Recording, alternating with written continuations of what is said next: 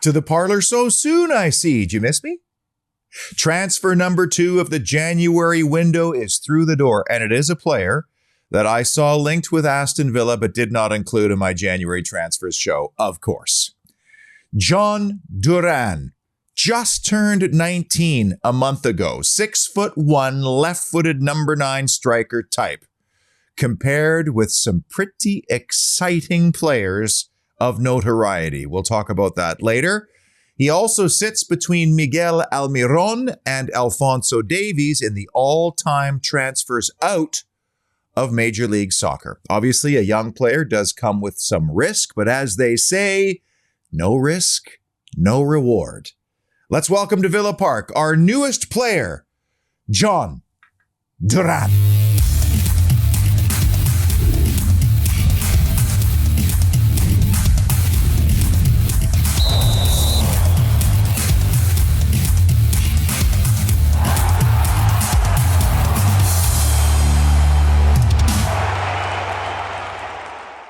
Before we get into Durán, a couple of quick ones from the Leeds show, and several of you messaged me because you were at the game and you pointed out something that I didn't see because I was watching on television. But Emi Martinez obviously won the coin toss and chose for Aston Villa to attack the Holt end in the first half because Leeds kicked off. So that made sense, which means that maybe Emi wanted to have the Holt end behind him to close out the game in the second half. Still, though, 3 times attacking the Holt in the first half and 3 times Leon Bailey scores within 7 minutes. That's bizarre, but that was a good point, and thanks for sending me those messages. And also, the flag did go up in-house on the Rodrigo goal that was called offside eventually. Again, I didn't see that. I definitely saw Emi Buendia shaking his finger at the assistant referee, which I knew meant that the flag went up, but in both cases, VAR got the call right, and the right result occurred. But I appreciate you sending me those messages, and this is why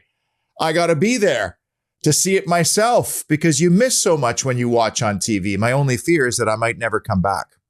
I think my wife's worried about that too. So, Jhon Durán from Medellin, Colombia. Wait a minute, didn't we once have a striker from Medellin, Colombia who went on to become prolific and a crowd favorite and ended his career in Major League Soccer? Oh my goodness, did you just get a tingling in your naughty bits? Because I know I did. But what you need to know about Jhon Durán is that he was discovered, nurtured, and developed at a small club in Colombia called Envigado, which is famous for doing the same with many, many other Colombian footballers, most notably James Rodriguez and Mateus Uribe, I think, are 2 of many, many names. So that's where Durán got his start, became a professional, scored his first goal, then got moved on. And you know this club is going to get a slice of the action, whether it's in a sell-on fee or some kind of training compensation. That's how these clubs survive. But every major club in Europe was scouting this cat. As far back as when he was 15, Liverpool, United, West Ham, Chelsea, all of them, frankly. And Villa swooped in. And I hate showing highlights because you never see the bad bits, but what you notice in the highlights is power, acceleration, momentum. The guy is going to be fouled a lot, and he also is capable of setting up his teammates, which is a great attribute to have. But if you look at highlights, what you see is power, and I'm happy with that. So Aston Villa purchased Jhon Durán from the Chicago Fire. He's a striker who wears number 26 and likes to bandage his wrist. Who else do we know that played striker, wore 26, and likes to bandage his wrist? Well, Jonathan Kodja, of course. And wouldn't it be nice if Durán could score at least as many big goals as Kodja scored for us during those wonderful championship years, and maybe a lot more, and keep his career going in an upward trajectory. But we also have to be honest that the Chicago Fire is a bad MLS club, finishing 24th out of 28 teams. And Durán appeared in 26 of those games, scoring 8 goals and setting up another 4. Now, I wonder what would have happened if he'd been surrounded by good players rather than being on a pretty poor side. Chicago shops a lot of markets, but most MLS clubs focus a lot of their attention on the South American market. I mean, there is so much hungry talent coming out of Bolivia, Colombia, Uruguay, Paraguay, everywhere in South America. And as one MLS insider told me, the best scenario is when you have this raw material diamond that plays for a small, financially distressed club. Why? This is the chance to make some hay in the transfer market. It's kind of like going antiques shopping on a side street, and there's a little old owner inside who's barely hanging on month to month, keeping the heat and the lights on, and you go in there and you find a treasure, and you dicker him down relentlessly because he's going to have to sell it, knowing that he's got to keep the lights on. And so you walk out of there with what you think is a priceless deal. And this is kind of what happened. And because so many big European clubs were sniffing around, Chicago was proactive, pounced on it, knowing that they were probably going to turn a profit and maybe have some sell-ons very quickly. Some players are late bloomers. There's lots of those stories in football. Jamie Vardy's a great example.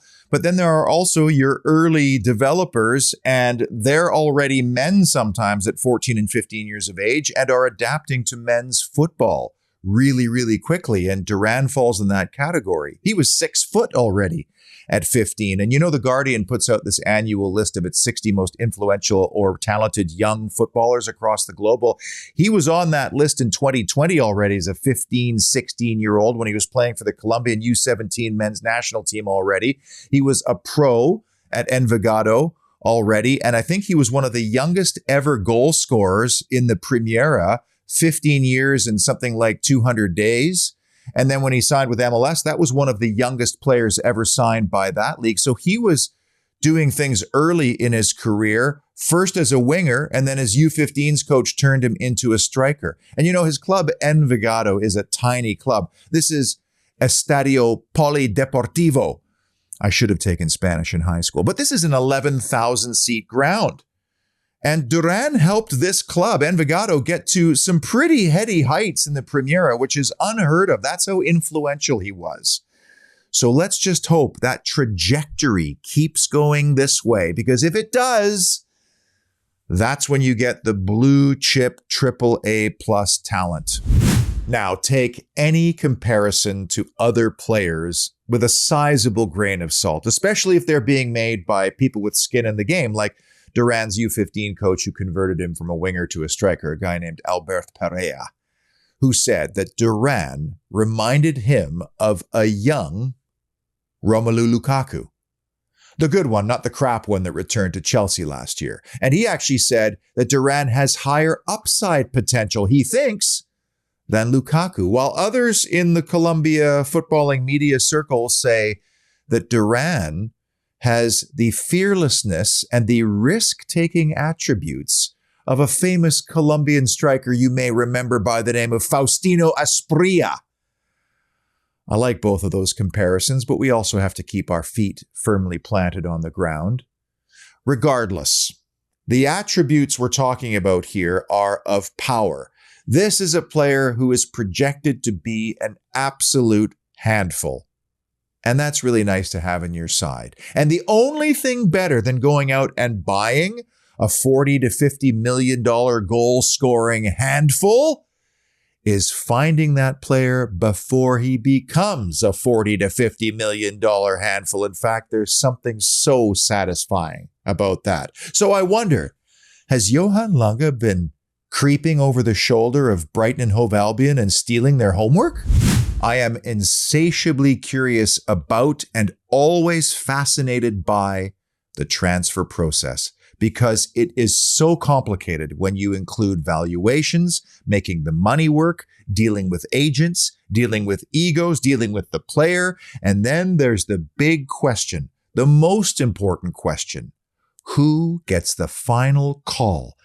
Taking this one, for example, who got to put the final seal of approval and the signature on signing Jhon Durán? Because Rob MacKenzie is highly regarded, revered as our head of recruitment. I mean, he was instrumental in bringing in the players that eventually helped Leicester lift the damn trophy in 2016. That's how influential he was. And I have to think that in his role, he must have had a set of eyeballs on Boubacar Kamara. And we all can see how that's playing out right now. However, the first team is now clearly Unai Emery's bailiwick. And from everything I'm reading, Jhon Durán is coming straight into our first team. He's not going on a loan spell in the championship. He's coming here to be a first team player.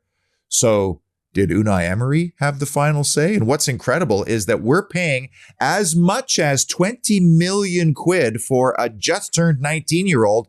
And that's about the same valuation as Marcus Thuram at Borussia Mönchengladbach because he's out of contract in June. So you could see the risk there. It's not my money, so I don't care. And if this kid has even close to the career trajectory of Romelu Lukaku, with a little bit of Faustino Asprilla vibes sprinkled in, oh my goodness, we're going to look back one day and say that this might have been one of the greatest transfers in Aston Villa history. And maybe our club does know how to operate in the transfer business. Now, there is one issue that I'm not entirely certain of, and that's the work permit, visa, all that bureaucracy and red tape stuff that some are saying is not in order here because of his age and because he's not really a full-fledged international, although he has earned 3 senior caps with Colombia. Right now, he's at the U20 South American Championships, which is being hosted by Colombia. And I think you have to prove that you're bringing in a bona fide first-team player that is better than a lot of other first-team players in your squad. And I'm not really sure how you go about that process. And I'm not sure if Brexit changed any of those rules either, because that stuff bores the hell out of me. But seriously, if you're going to shell out that kind of cake on a 19-year-old, you would think that the club would have already had the paperwork, red tape sorted, wouldn't you?